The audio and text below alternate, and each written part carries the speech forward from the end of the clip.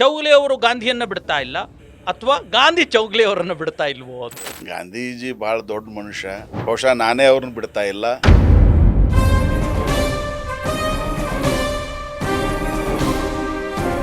DS Chougale ಅವರು ಕನ್ನಡಿಗರ ಮರಾಠಿಗರ? ನನ್ನ ಮಾತೃಭಾಷೆ ಕನ್ನಡ. ನಮ್ಮ ತಾಯಿಗೆ ಮರಾಠಿಯ ಒಂದು ಅಕ್ಷರನೂ ಬರ್ತಿದ್ದಿಲ್ಲ.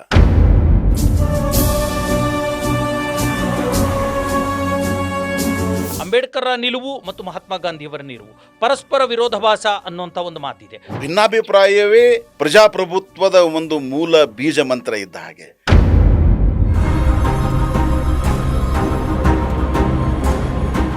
ಜೆನ್ಜಿ ತಲೆಮಾರನ್ನ, ಜೆನ್ಜಿ ಹೋರಾಟವನ್ನ, ಕಪ್ಪ ಚರ್ಮದ ಪ್ರತಿಕ್ರಿಯೆಗಳನ್ನ ಮತ್ತು ಜೆನ್ಜಿ ಹೋರಾಟವನ್ನ ಏನು ಹೇಳ್ತೀರಿ, ಹೇಗೆ ನೋಡ್ತೀರಿ, ಏನು ಕಿವಿ ಮಾತು ಹೇಳಿ? ಈ ಜನರೇಷನ್ ಇದೆಯಲ್ಲ, ಜೆನ್ಜಿ ತಲೆಮಾರು ಇದೆಯಲ್ಲ, ಸ್ಥಾಪಿತ ಏನು ಮಾಧ್ಯಮಗಳಿದಾವಲ್ಲ, ಅದನ್ನ ನಂಬಲ್ಲ ಅವರು.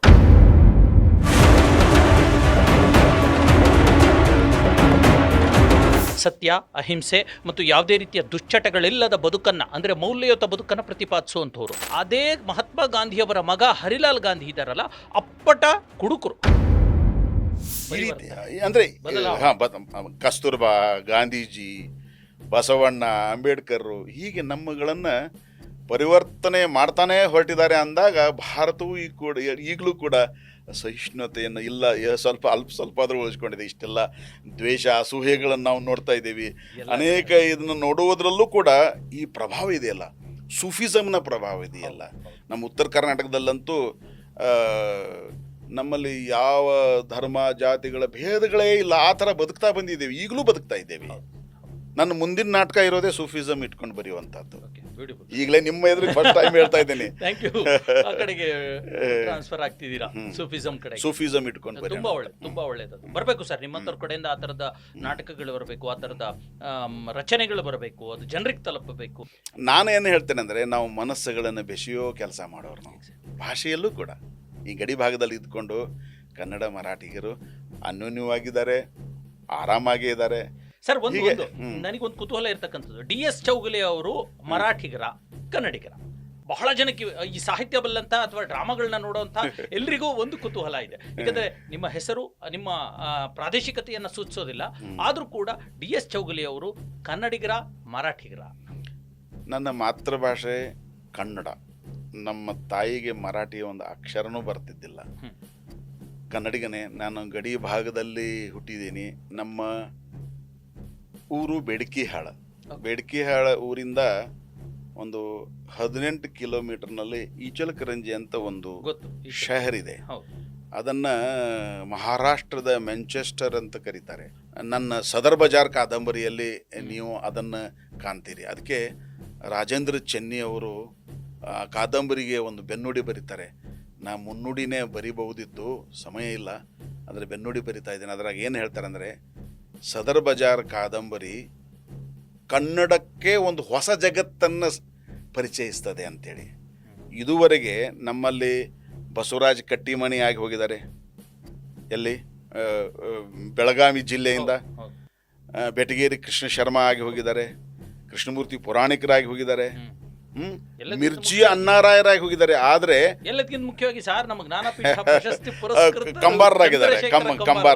ಆಯ್ತಾ? ಮಹಾತ್ಮರು. ಇಷ್ಟೆಲ್ಲ ಆದ್ರೂ ಕೂಡ ಇದೊಂದು ಹೊಸ ಜಗತ್ತು ಇದೆ ಅಂತಂದ್ರೆ ಇದು ಗಡಿಭಾಗದ ಜಗತ್ತು. ಇಲ್ಲಿ ಭಾಷಾ ಸೌಹಾರ್ದತೆ ಇದೆ.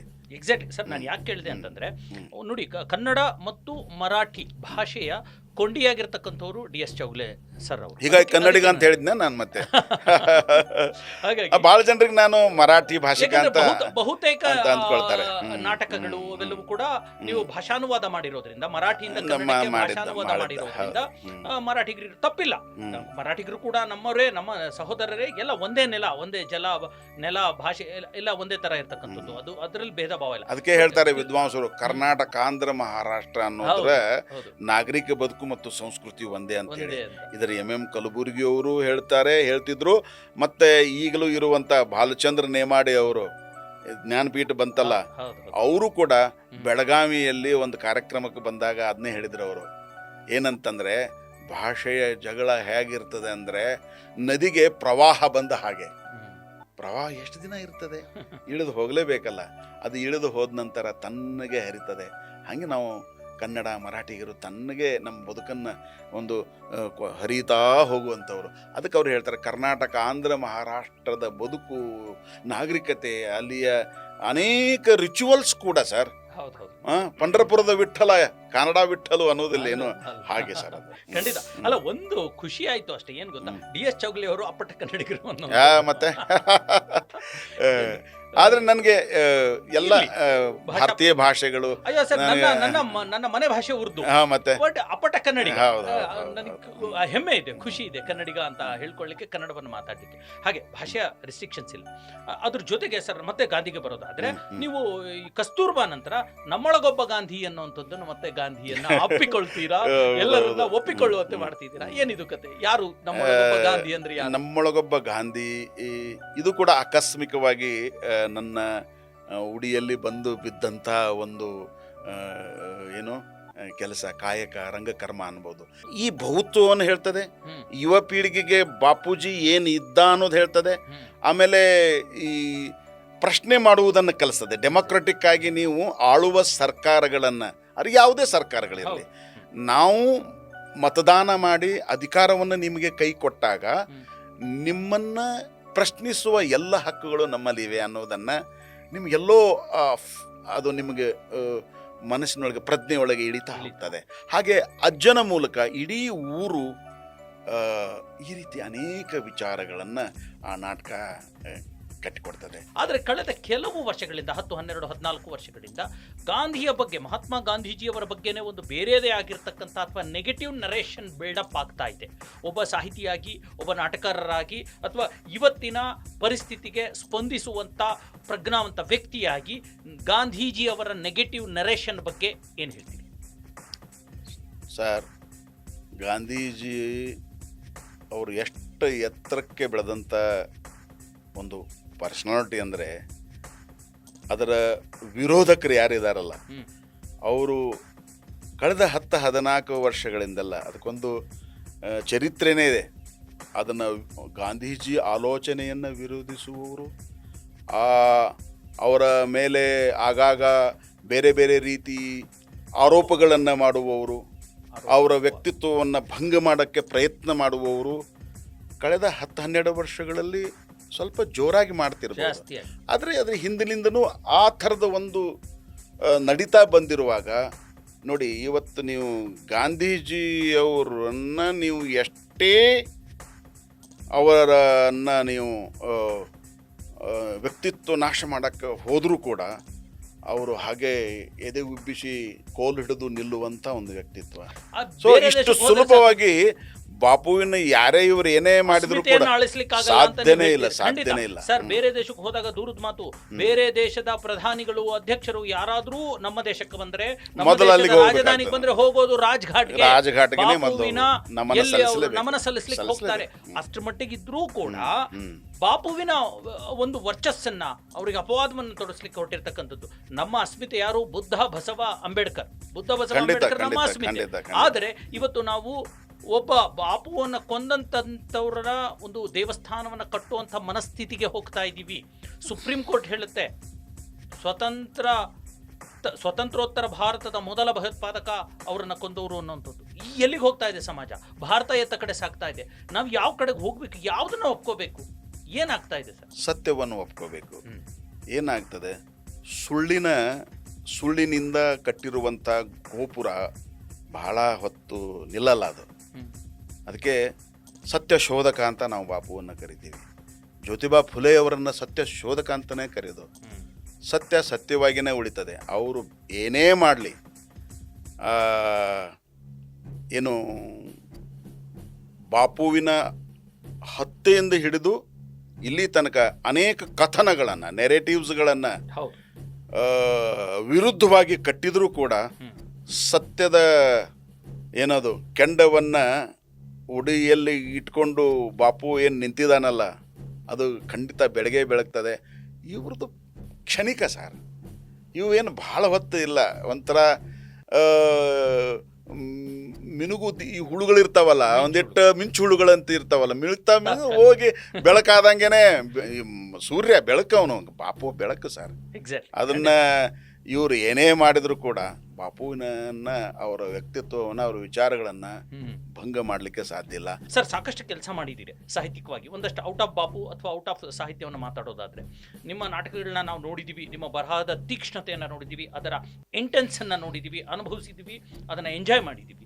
ಎಲ್ಲೋ ಚೌಗಲೆ ಅವರಿಗೆ ಸಿಗಬೇಕಾಗಿರ್ತಕ್ಕಂಥ ಸ್ಥಾನಮಾನಗಳಾಗಲಿ ಅಥವಾ ಸರ್ಕಾರದಿಂದ ಸಿಗಬೇಕಾಗಿರ್ತಕ್ಕಂಥ ಬೇರೆ ತರಹದ ಒಂದು ಪ್ರೋತ್ಸಾಹ ಅಂತ ಹೇಳೋಣ, ಅದು ಸಿಕ್ಕಿಲ್ಲ ಅನ್ನುವಂಥದ್ದು ನನ್ನ ವೈಯಕ್ತಿಕ ಅಭಿಪ್ರಾಯ.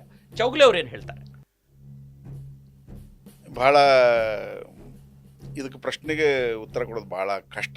ಯಾಕಂತಂದರೆ ನನಗೆ ಇಂಥದ್ದನ್ನು ನನಗೆ ನೀವು ನೀಡಿ ಅಂತ ನಾವು ಹೇಳ್ಕೋಬಾರ್ದು. ನನ್ನ ಸಾಮರ್ಥ್ಯಕ್ಕೆ ಅನುಗುಣವಾಗಿ ಅವರು ಕರೆದು ನೀಡಬೇಕು. ನೀಡಿದ್ರೆ ನಾವು ಪ್ರಾಮಾಣಿಕವಾಗಿ ಕೆಲಸ ಮಾಡ್ತೀವಿ. ರಂಗ ತಜ್ಞ, ವಿಷಯ ತಜ್ಞ ಆಗಿ ಕೆಲಸ ಮಾಡ್ತಾಯಿದ್ದೀನಿ. ಇಷ್ಟೆಲ್ಲ ಮಾಡುವಾಗಲೂ ಕೂಡ ನಮ್ಮ ಸರಕಾರದ, ನಮ್ಮವರೇ ಆದ ನಮ್ಮ ನಾಡಿನ ಏನು ಆಡಳಿತವನ್ನು ಚುಕ್ಕಾಣಿಯನ್ನು ಹಿಡ್ಕೊಂಡವ್ರಿಗೆ ನಾನು ಕಾಣಲಿಲ್ಲ ಅಂದರೆ ನಾನೇನು ಮಾಡೋಕ್ಕೆ ಸಾಧ್ಯ? ನನಗೆ ಇವು ಲಾಬಿ ಗೀಬಿ ಬೇಡ ಅನಿಸುತ್ತೆ ಸರ್. ನನ್ನ ಪಾಡಿಗೆ ನಾನು ಒಬ್ಬ ಸಂಗೀತಗಾರ ರಿಯಾಜ್ ಮಾಡ್ಕೊತ ಎಂಜಾಯ್ ಮಾಡ್ತಾನಲ್ಲ, ಹಾಗೆ ನಾನು ಪೇಂಟಿಂಗ್ ಮಾಡ್ಕೊತ ಕುಂತಿನಂದ್ರೆ ನನ್ನ ಸಮಯ ಹೋಗಿದ್ದಾಗ ಗೊತ್ತಾಗೋಲ್ಲ. ಮನೆಯವ್ರು ಕರಿಬೇಕು, ಹೇಳ್ರಿ ಊಟ ಮಾಡಿ ಹೇಳ್ರಿ ಅಂತೇಳಿ. ತುಂಬ ಅದನ್ನು ನಾನು ಖುಷಿ ಪಡ್ತೀನಿ. ಆಮೇಲೆ ನಾಟಕ ರಚನೆಗೆ ಕೂತಾಗಲೂ ಹಾಗೆ ಪ್ರತಿಯೊಂದು ಪಾತ್ರವಾಗಬೇಕು. ಅದರ ಒಳ ಸಂವೇದನೆಗಳನ್ನು, ಒಳ ತುಡಿತಗಳನ್ನು ಹೇಗೆ ನಾನು ಕಟ್ಟಿಕೊಡಬೇಕು. ಇದ್ರ ಜೊತೆಗೆ ಸರ್, ಈಗ ಕನ್ನಡ ನಾಟಕ ರಚನೆ ಮುಂದೆ ಇದಕ್ಕೆ ವಿಚಾರಕ್ಕೆ ಬರೋಣ. ಬಹಳ ಅತ್ಯುತ್ತಮವಾದ ನಾಟಕಕಾರರಿದ್ರು. ಗಿರೀಶ್ ಕಾರ್ನಾಡ್ ಅವರಿದ್ರು, ಪಿ ಲಂಕೇಶ್ ಅವರಿದ್ರು. ಇದ್ರದ್ದು ಒಂದಷ್ಟು ಲಿಸ್ಟ್ಗಳೇ ಸಿಗುತ್ತೆ ನಮಗೆ. ಅತ್ಯುತ್ತಮವಾದ ನಾಟಕಗಳನ್ನು ಕೊಡ್ತಾ ಇದ್ರು, ಬರಿತಾ ಇದ್ರು. ಈಗ ಅದು ನಾಟಕ ರಚನೆಯ ಮಿತಿ ಮತ್ತು ಪರಿಧಿ ಬದಲಾಗ್ಬಿಟ್ಟಿದೆ. ಕಥೆಗಳನ್ನೇ ನಾಟಕ ರೂಪಾಂತರ ಮಾಡ್ಕೊಳ್ತಾರೆ, ಕಾದಂಬರಿಗಳನ್ನೇ ನಾಟಕ ರೂಪ. ಆದರೆ ಮೂಲ ನಾಟಕ ಬರೆಯುವಂಥವ್ರಿಲ್ಲ. ಒಬ್ಬ ನಾಟಕರ ಅನುವಾದಕರಾಗಿ ಅಥವಾ ರಚನೆಕಾರರಾಗಿ ತಮಗೇನನ್ಸುತ್ತೆ ಈಗ ಈ ಬೇಕು ಅಂತ ಅನ್ಸುತ್ತೆ? ಅದೊಂದು ನಿರ್ವಾತ ಇದೆಯಾ ಕನ್ನಡದಲ್ಲಿ, ಕನ್ನಡ ಸಾಹಿತ್ಯದಲ್ಲಿ? ಕನ್ನಡದಲ್ಲಿ ಹಾಗೆ ಅತ್ಯುತ್ತಮ ನಿರ್ದೇಶಕರಿದ್ದಾರೆ. ಯುವಕರಲ್ಲಿ ತುಂಬ ಅತ್ಯಂತ ಭರವಸೆ ಮತ್ತು ಒಳ್ಳೆ ಬೇರೆ ವಿನ್ಯಾಸಗಳಿಂದ ಕಟ್ಟಿಕೊಡೋ ನಿರ್ದೇಶಕರು ಬಂದಿದ್ದಾರೆ, ಪ್ರಯೋಗಗಳು ಆಗ್ತಾ ಇದ್ದಾವೆ. ಆದರೆ ನನಗೆ ಒಂದು ಯಾವಾಗಲೂ ಕಾಡುವುದು, ಮನುಷ್ಯನೊಳಗೆ ಕೊರೆಯುವ ಪ್ರಶ್ನೆ ಅಂದರೆ, ಮನಸ್ಸನ್ನು ಕೊರೆಯುವ ಪ್ರಶ್ನೆ ಅಂತಂದರೆ, ನಮ್ಮ ನೆರೆ ಮಹಾರಾಷ್ಟ್ರ ಇವತ್ತು ಇಂಡಿಯಾದಲ್ಲೇ ರಂಗಭೂಮಿಯಲ್ಲಿ ಟಾಪ್ ಮೋಸ್ಟ್ ಇದೆ ಸರ್. ಅದು ಯಾರೋ ಅಲ್ಲಗಳೆಲ್ಲಾರು. ಕೊರೋನಾಕ್ಕಿಂತ ಮುಂಚೆ ನಾನು ಒಂದು ಆರ್ಟಿಕಲ್ ಬರೆದಿದ್ದೆ ಪ್ರಜಾವಾಣಿಲಿ.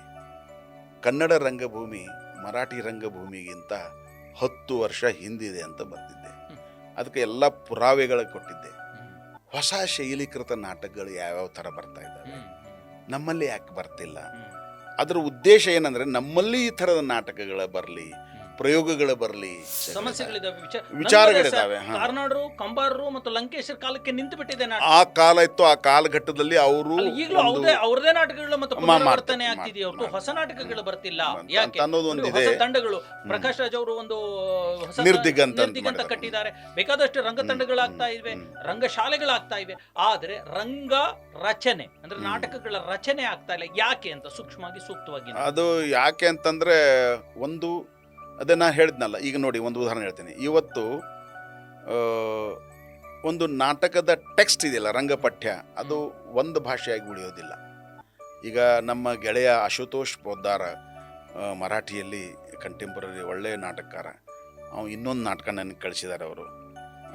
ಈಗ ನಮ್ಮ ಯುವ ಪೀಳಿಗೆ, ಈಗ ಜನ್ಜಿ ಅಂತ ನೀವು ಹೇಳ್ತೀರಿ, ಜನ್ಜಿಗಳು ಈ ಮಾಹಿತಿ ಮತ್ತು ತಂತ್ರಜ್ಞಾನವನ್ನು ಹೇಗೆ ಬಳಸ್ಕೊಳ್ತಾ ಇದ್ದಾರೆ, ಅವ್ರುಗಳು ಯಾವ ರೀತಿ ಕನೆಕ್ಟ್ ಆಗ್ತಿರ್ತಾರೆ, ಈ ಥರದ ನಾಟಕಗಳಲ್ಲಿ ಅವ್ರದ್ದು ಒಂದು ನಾಟಕ ನನಗೆ F1/105 ಅನ್ನೋ ನಾಟಕ ನನಗೆ ಭಾಳ ಕಾಡಿತು. ಎಸ್, ಇನ್ನೆರಡು ಮೂರು ಪ್ರಶ್ನೆಗಳನ್ನ ಕೇಳಿ ನಾನು ಕಾರ್ಯಕ್ರಮ ಮುಗಿಸ್ತೇನೆ. ನಾನು ಹಬೀಬ್ ದಂಡಿ, ಮರಾಠಿ ಮತ್ತು ಕನ್ನಡದ ಕೊಂಡಿಯಾಗಿರ್ತಕ್ಕಂಥ DS ಚೌಗಲೆ ಅವರಿಗೆ ಕೇಳುವಂಥದ್ದು, ಎಂದಿಗಾದರೂ ಮರಾಠಿ ಮತ್ತು ಕನ್ನಡದ ಈ ಒಂದು ಜಗಳ ಬಗೆಹರಿಲಿಕ್ಕಿರ್ತಕ್ಕಂಥ ದಾರಿ ಯಾವುದು? ನನ್ನ ಪ್ರಕಾರ ಜಗಳನೇ ಇಲ್ಲ. ಭಾಷಾ ಜಗಳ ಇಲ್ಲ ಸರ್. ನಾನು 35 ವರ್ಷ ಅಚ್ಚ ಮರಾಠಿ ಭಾಷಿಕರ ಸಂಸ್ಥೆಯ ಕಾಲೇಜಿನಲ್ಲಿ ಕನ್ನಡ ಮೇಷ್ಟ್ರಾಗಿದ್ದೆ. ಅವರು ಪ್ರಾಚಾರ್ಯರು, ಬರ್ರಿ ಸರ ತಗೊಳ್ರಿ 70,000, ಒಂದು ನಾಟಕ ಮಾಡ್ರಿ ಹುಡುಗರಿಗೆ ಅಂತಿದ್ರು. ಕನ್ನಡ ನಾಟಕ ಮಾಡಿಸ್ತಿದ್ವಿ. ಕನ್ನಡ ನಾಟಕ ಸರ್ ಕಲಾವಿದರಿಗೆ ಯಾವ ಭಾಷೆ, ಮರಾಠಿ ಹುಡುಗರು ಬರ್ತಿದ್ರು, ಉರ್ದು ಹುಡುಗರು ಬರ್ತಿದ್ರು. ಅವ್ರಿಗೆ ನಾವು ಯಾರೋ ನೀನಾಸಮೋ NSD ಪರಿಣಿತರನ್ನ ಕರೆಸಿ ಒಂದು ಅತ್ಯುತ್ತಮ ನಾಟಕ ಮಾಡಿಸ್ತಿದ್ವಿ. ಕಂಬಾರ ನಾಟಕ ಮಾಡಿಸಿದ್ದೀವಿ. ಚೋರ ಚರಣದಾಸ ಹಬೀಬ್ ತನ್ವೀರವ್ರ ನಾಟಕ ಮಾಡಿಸಿದ್ದೀವಿ. ಸೊ ಒಂದು ನಮ್ಮಂಥ ಕಲೆಯ ಮೂಲಕ ಹೇಳೋದಂದರೆ ಭಾಷಾ, ಒಬ್ಬ ಕಲಾವಿದನಾಗಿ ಒಬ್ಬ ನಾಟಕಕಾರನಾಗಿ ನಮ್ಮಲ್ಲಿ ಇಲ್ಲವೇ ಇಲ್ಲ ಸರ್. ಈಗ ನನ್ನ ಊರಿದೆಯಲ್ಲ ಬೆಳಗಾವಿ ಅಥವಾ ರಾಜಕಾರಣ ಮಾಡುವವರ ಪ್ರದೇಶಗಳನ್ನು ಬಿಟ್ಟರೆ ರಾಜಕಾರಣ ಮಾಡುವವರು ಕೂಡ ಎರಡು ದ್ವಿಭಾಷಿಗಳಾಗಿರ್ತಾರೆ. ಅವ್ರ ಮನೆಯಾಗ ಸಂಬಂಧಗಳು ಕನ್ನಡದವರು ಆಗಿರ್ತವೆ. ಸುಮ್ಮನೆ ಅಲ್ಲ, ದಾರಿ ಏನು? ಅಧಿಕಾರದ ನೋಡಿ ಸರ್, ವಾಸ್ತವದಿಂದ ನಾವು ಪರ್ಯಾಯವಾಗಿ ಹೋಗ್ಲಿಕ್ಕೆ ಸಾಧ್ಯ ಇಲ್ಲ. ವಾಸ್ತವದಿಂದ ನೋಡಿ ಸರ್, ನವೆಂಬರ್ 1 ಬಂತು ಅಂದ್ರೆ ಮತ್ತೆ ಗಲಾಟೆ ಶುರು ಆಗುತ್ತೆ. ಜನವರಿ 26 ಬಂತು ಅಂದ್ರೆ ಗಲಾಟೆ ಶುರು ಆಗುತ್ತೆ. ಜನವರಿ 26 ಅಲ್ಲ, ನವೆಂಬರ್ 1ಕ್ಕೆ ಹೆಚ್ಚು ಕರಾಳ ದಿನ ಆಚರಣೆ ಶುರು ಆಗುತ್ತೆ. ನವೆಂಬರ್ 1ಕ್ಕೆ ಮಾಡ್ತಾರೆ. ಇದಕ್ಕಿರ್ತಕ್ಕಂಥ ಪರ್ಯಾಯ ಏನು? ಒಬ್ಬ ಹಿರಿಯ ಸಾಹಿತಿಯಾಗಿ ಈ ಭಾಷೆಗಳ ಒಂದು ಕೊಂಡಿಯಾಗಿ ಏನ್ ಅನ್ಸುತ್ತೆ ನಿಮಗೆ? ಸೊಲ್ಯೂಷನ್ ನಿಮ್ಗೊಂದು ಭಾಳ ಚಂದ ಪ್ರಸಂಗ ಹೇಳ್ತೇನೆ. ಒಂದು ಸಲ ನಾನು ಒಂದು 15 ವರ್ಷದ ಹಿಂದೆ ನವೆಂಬರ್ 1ನೇ ತಾರೀಕು ಒಂದು ಹೋಟೆಲ್ನಲ್ಲಿ ತಿಂಡಿ ತಿಂತಾ ಕೂತಿದ್ದೆ. ಅಲ್ಲಿ ಒಬ್ಬ ಎದುರಿಗಿಂದ ಬಂದ. ಅವನು ಮಹಾರಾಷ್ಟ್ರ ಏಕೀಕರಣ ಸಮಿತಿಯ ಕಾರ್ಯಕರ್ತ, MES. ನನ್ನ ಜೋಡಿ ಏನು ಸರ, ಏನು ನಾವು ತಿಂಡಿ ತಿನ್ಕೊ ಏನು ಹೊರಗೆ ಬಂದಿರಿ ಅನ್ಕೋತ ಬಂದ. ಬರ್ರಿ ಬರ್ರಿ ಅಂತಂದು ನಾನು ಕರೆದೆ. ಹೋಗ್ಲಿ, ಇವತ್ತು ಯಾರನ್ನ ಕರೆಸಿದ್ದೀರಿ ಅಂತ ಕೇಳಿದೆ. ಒಂದು ಸ್ವಲ್ಪ ಭಾಷಾ ಜಗಳ ಹಚ್ಚಿ ಮೋಜು ನೋಡೋಕೆ ಇವತ್ತು ಯಾರನ್ನ ಕರೆಸಿದ್ದೀರಿ ಅಂತ. ಯಾವೆಲ್ಲ ಹಂಗೆ ಇರ್ತತ್ತು. ಅವೆಲ್ಲ ಕನ್ನಡದಾಗ ನನ್ನ ಜೋಡಿ ಉತ್ತರ ಕೊಟ್ಟು ಆ ಭಾಷಣಕ್ಕೆ ಹೊಂಟಿದ್ದ ಅವನು. ಸರ್, ಅಲ್ಲಿ ಕೆಲವರು ನನ್ನ ಪರಿಚಿತ ಸ್ನೇಹಿತರೆ ಕಟ್ಟರ್ MES ಬೆಂಬಲಿಸಿದವರೇ ಏನು ಹೇಳ್ತಾರೆ ಗೊತ್ತಾ? ನಾವು ಅಂದರೆ ಹಳೆ ತಲೆಮಾರಿನವರು, ನನಗಿಂತ ಒಂದಿಷ್ಟು ಸೀನಿಯರು. ಜೋಗ್ಲೆ ಸರ್, ನಾವು ತಪ್ಪು ಮಾಡಿದ್ವು ಅನ್ನಿಸ್ತದ ರೀ. ನಾವು ಕನ್ನಡ ಕಲಿಬೇಕಿತ್ತು. ಒಂದು ವೇಳೆ ಕನ್ನಡ ಕಲ್ತಿದ್ರೆ ನೇರವಾಗಿ ನಾವು ಕಾರಂತರ ಕಾದಂಬರಿಗಳನ್ನು ಓದಬಹುದಿತ್ತು. ಕಾರ್ನಾಡರ ನಾಟಕಗಳನ್ನು, ಕಂಬಾರ ನಾಟಕಗಳನ್ನು, ಸಾಹಿತ್ಯವನ್ನು ಓದಬಹುದಿತ್ತು. ನಾವು ತಪ್ಪು ಮಾಡಿದ್ದೀವಿ ಅಂತಾರಲ್ಲ, ಇದು ನನ್ನ ಪ್ರಕಾರ ಬದಲಾವಣೆಯ ಸಂಕೇತ, ಬದಲಾಗ್ತಾ ಇರೋ ಸಂಕೇತ. ಈ ಬದಲಾವಣೆಯ ಸಂಕೇತ ಈಗಿಂದ ಶುರು ಆಗಿಲ್ಲ. ಇದನ್ನು ಹೇಳಿದ್ದು ಅವರು 20 ವರ್ಷಗಳ ಹಿಂದೆ. ಮೊದಲ ಇರೋ ಕಾವು ಈಗಿಲ್ಲ ಸರ್. ಇಲ್ಲ, ಯಾಕಂದ್ರೆ ಇಲ್ಲ ಈಗ ಮೊನ್ನೆ ಒಂದು ನೀವಿಲ್ಲ ಅಂದಿದ್ದಕ್ಕೆ ಹೇಳ್ತಾ ಇದ್ದೀನಿ. ಮಹಾರಾಷ್ಟ್ರದ ಮುಖ್ಯಮಂತ್ರಿ ದೇವೇಂದ್ರ ಫಡ್ನವೀಸ್ ಮೊನ್ನೆ ಮಾತಾಡ್ತಾರೆ, ಬೆಳಗಾವಿನ ನಾವು ಮಹಾರಾಷ್ಟ್ರಕ್ಕೆ ಸೇರಿಸ್ಕೊಳ್ಳೋದಕ್ಕೆ ಠರಾವ್ ಹೊರಡಿಸ್ತೀವಿ ಅನ್ನೋಂಥ ಮಾತನ್ನ ಹೇಳ್ತಾರೆ. ಈ ಕನ್ನಡಿಗರಾಗಿ ನಾವು ಅದನ್ನು ಒಪ್ಕೊಳ್ಳಿಕ್ಕೆ ಸಾಧ್ಯ ಇಲ್ಲ ಅಲ್ವಾ? ಅದು ದೊಡ್ಡ ವಿಚಾರ. ನಾವು ಕಾವೇರಿ ಇಶ್ಯೂ ಆಗಿರಲಿ ಅಥವಾ ಮರಾಠಿ ಕನ್ನಡಿಗರ ವಿಚಾರ ಆಗಲಿ, ಈಗ ಯಾವುದೋ ಒಂದು ಹೇಳಿಕೆ ಮೂಲಕ ಅಥವಾ ಯಾರನ್ನು ಕೆರಳಿಸೋದ್ರ ಮೂಲಕ ಸಾಲ್ವ್ ಮಾಡೋದಕ್ಕಾಗೋದಿಲ್ಲ, ಪರ್ಯಾಯ ಅಲ್ಲ ಅನ್ನೋಂಥದ್ದು ಒಂದು. ಹಾಗಾಗಿ ನಿಮ್ಮನ್ನ ಕೇಳಿದೆ, ಫಡ್ನವೀಸ್ ಅವರು ಹಾಗೆ ಹೇಳದೆ ಹೋದ್ರೆ ಅವ್ರಿಗೆ ಮತ ಹೇಗೆ ಬರಬೇಕು? ರಾಜಕಾರಣ ಮತದ ರಾಜಕಾರಣ ಅಷ್ಟೇ ಸರ್. ಅದಕ್ಕಿಂತ ಅದ್ರ ಆಚೆ ಅದು ಏನೂ ಇಲ್ಲ. ಅದು ಈಚೆ ಇಲ್ಲೂ ಇದೆ ಒಂದು ಕನ್ನಡದ ಈ ಕಡೆ ಕೇವಲ ದೇವೇಂದ್ರ ಫಡ್ನವೀಸ್ ಅಷ್ಟೇ ಅಲ್ಲ, ಬೆಳಗಾವಿ ಜಿಲ್ಲೆಯನ್ನ ಪ್ರತಿನಿಧಿಸುವಂತ ರಾಜಕಾರಣದ ವ್ಯಕ್ತಿಗಳಲ್ಲೂ ಕೂಡ ರಾಜಕಾರಣ ಮನೆ ಮಾಡಿದೆ ಅಂತ ಅಂತೀರಾ? ಒಪ್ಕೊಳ್ತೀರಾ? ಹೆಸರು ತಗೊಳ್ಳೋದು ಬೇಡ, ಹೆಸರು ತಗೊಳ್ಳೋ ಪ್ರಶ್ನೆ ಇಲ್ಲ. ಏನಿದೆ ಗೊತ್ತಾ, ಬೆಳಗಾವಿ ಜಿಲ್ಲೆಯೊಳಗಿನ ಯಾವುದೇ ಪಕ್ಷದ ಏನು ಒಬ್ಬ ರಾಜಕಾರಣಿ ಇದನ್ನಲ್ಲ, ಅವನು ಭಾಷೆ ವಿಷಯ ಕಡೆಗೆ ಹೋಗೋದಿಲ್ಲ. ಯಾಕೆ ಅಂತಂದರೆ ಮತ ಕಳ್ಕೊತಾನೆ ಅಂತ. ನನ್ನ ಪ್ರಕಾರ ಅಭಿವೃದ್ಧಿ ಸಮಸ್ಯೆ ಇಲ್ಲ ಅಂತ ನಾನು ಅಂತೇನೆ. ನೀವು ಕೊಂಡಿ ಅಲ್ವಾ ಸರ್? ಕೊಂಡಿ ಅಲ್ಲ, ಅದು ಆಕ್ಚುಲಿ ಮರಾಠಿ ಮತ್ತು ಕನ್ನಡದ ಕೊಂಡಿ ಹಬೀಬ್ ದಂಡಿ ಎದುರುಗಡೆ ನಿಂತ್ಕೊಂಡು ಇದನ್ನೇ ಹೇಳಬೇಕು. ಏನಿಹೋ ನನ್ನ ಕೊನೆ ಪ್ರಶ್ನೆ, ಇವತ್ತಿನ ಕೊಂಡಿ ಇಲ್ಲ ಅಂತ ದಂಡಿಯವ್ರಿಗೆ ನಾನು ಹೇಳ್ತೀನಿ ಅಂತ. ಕೊಂಡಿ ಇದೆ, ಆದರೆ ದಂಡಿಯವ್ರಿಗೆ ಹೇಳೋದು ಏನಂತಂದರೆ ಸಮಸ್ಯೆ ಇಲ್ಲ. ಯಾಕೆ ಹೇಳ್ತೀನಿ ಕೇಳಿ. ಯಾವುದೇ ಗಡಿ ಭಾಗ ಇರಲಿ, ಈಗ ನೋಡಿ ಸೊಲ್ಲಾಪುರ ಭಾಗದಲ್ಲಿ, ಜತ್ ಭಾಗದಲ್ಲಿ, ಅಕ್ಕೋಲ್ಕೋಟ್ ಭಾಗದಲ್ಲಿ ಕನ್ನಡಿಗರು ಇದಾರಲ್ಲ, ಅವ್ರ ಮನೆಯಲ್ಲಿ ಕನ್ನಡ ಮಾತಾಡ್ತಾರೆ, ಮರಾಠಿ ಶಾಲೆಗೆ ಹೋಗ್ತಾರೆ, ಕರ್ನಾಟಕಕ್ಕೆ ಸೇರ್ಬೇಕು. ಅದು ಮೊದಲಿಂದ ಇದೆ. ಆದರೆ ಅವರು ಏನು ಮಾಡಿದ್ರು ಅಂದ್ರೆ ಸ್ವಲ್ಪ ಮುಖ್ಯವಾಹಿನಿಗೆ ಸೇರಿಬಿಟ್ರು. ಇಲ್ಲಿ ಇರುವವರು ಮುಖ್ಯವಾಹಿನಿಗೆ ಸಾಕಷ್ಟು ಬಂದಿದ್ದಾರೆ. ಆದ್ರೂ ಬರ್ಲಿ, ರಾಜಕೀಯ ಅಸ್ತಿತ್ವ ಇರ್ಲಿ ಬರ್ಲಿ ಇರಬೇಕು ಸರ್. ನಾನು ನೀವು ಆಶಯ ವ್ಯಕ್ತಪಡಿಸೋಣ, ಬರ್ಲಿ ಅಂತ. ಮುಖ್ಯವಾಗಿ ಕರ್ನಾಟಕಕ್ಕೆ ಸೇರ್ಕೊಳ್ಳಿ, ಸಾಕಷ್ಟು ಬಂದಿದ್ದಾರೆ, ಇನ್ನೂ ಬರಬೇಕು. ಕೊನೆ ಪ್ರಶ್ನೆ ಸರ್, ಇವತ್ತಿನ ದೊಡ್ಡ ಮಟ್ಟದ ಒಂದು ಏನಾಗ್ತಾ ಇದೆ, ಒಂದು ಕ್ರಾಂತಿ ಭಾರತದಲ್ಲಿ ನಡೆದಿರ್ತಕ್ಕಂಥದ್ದು, ಅದು ಜೆನ್ಜಿ ಹೋರಾಟ ಮೊನ್ನೆ.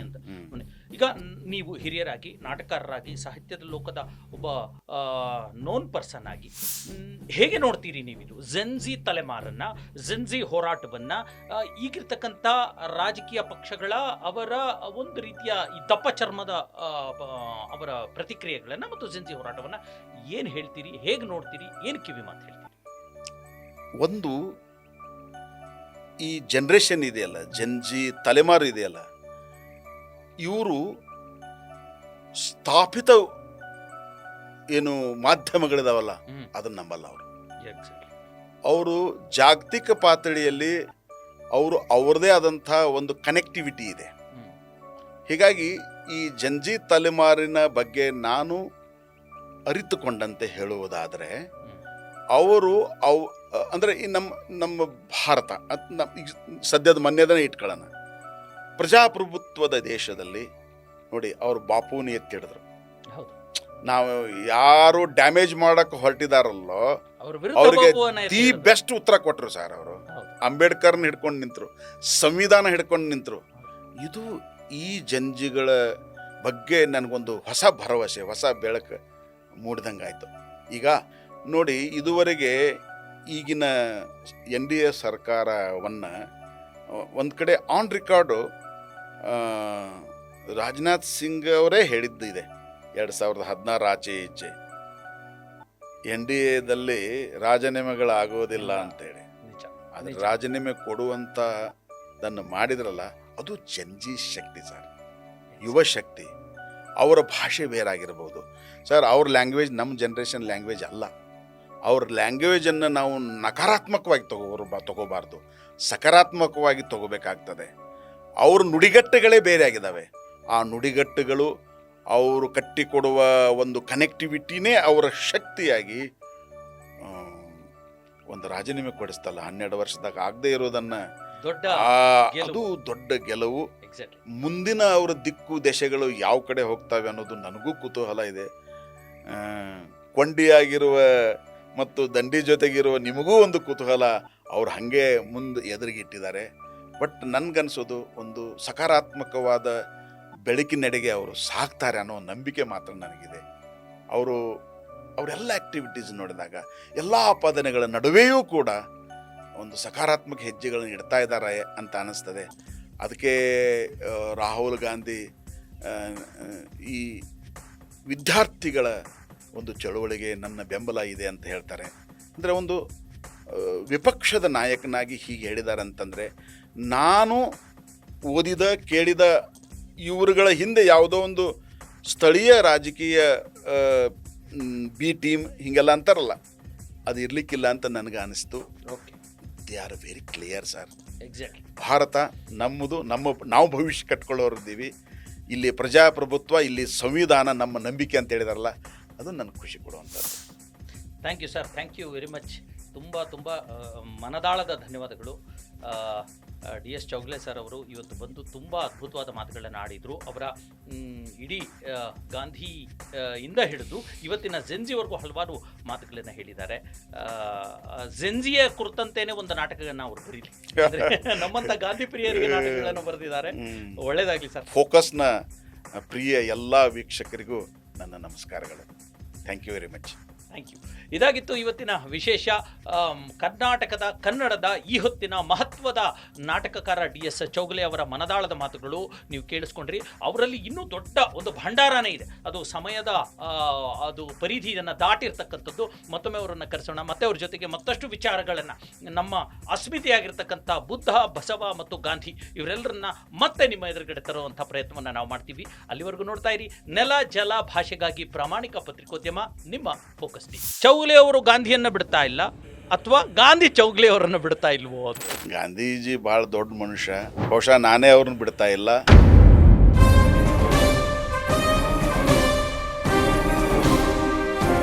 DS ಚೌಗಲೆ ಅವರು ಕನ್ನಡಿಗರ, ಮರಾಠಿಗರ? ನನ್ನ ಮಾತೃಭಾಷೆ ಕನ್ನಡ. ನಮ್ಮ ತಾಯಿಗೆ ಮರಾಠಿಯ ಒಂದು ಅಕ್ಷರನೂ ಬರ್ತಿದ್ದಿಲ್ಲ.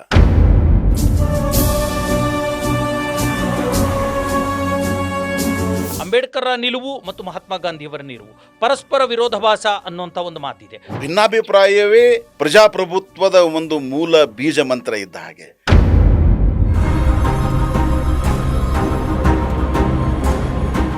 ಜೆನ್ಜಿ ತಲೆಮಾರನ್ನ, ಜೆನ್ಜಿ ಹೋರಾಟವನ್ನ, ದಪ್ಪ ಚರ್ಮದ ಪ್ರತಿಕ್ರಿಯೆಗಳನ್ನ ಮತ್ತು ಜೆನ್ಜಿ ಹೋರಾಟವನ್ನ ಏನು ಹೇಳ್ತೀರಿ, ಹೇಗೆ ನೋಡ್ತೀರಿ, ಏನು ಕಿವಿ ಮಾತು ಹೇಳಿ? ಈ ಜನರೇಷನ್ ಇದೆಯಲ್ಲ, ಜೆನ್ಜಿ ತಲೆಮಾರು ಇದೆಯಲ್ಲ, ಸ್ಥಾಪಿತ ಏನು ಮಾಧ್ಯಮಗಳಿದಾವಲ್ಲ ಅದನ್ನ ನಂಬಲ್ಲ ಅವರು.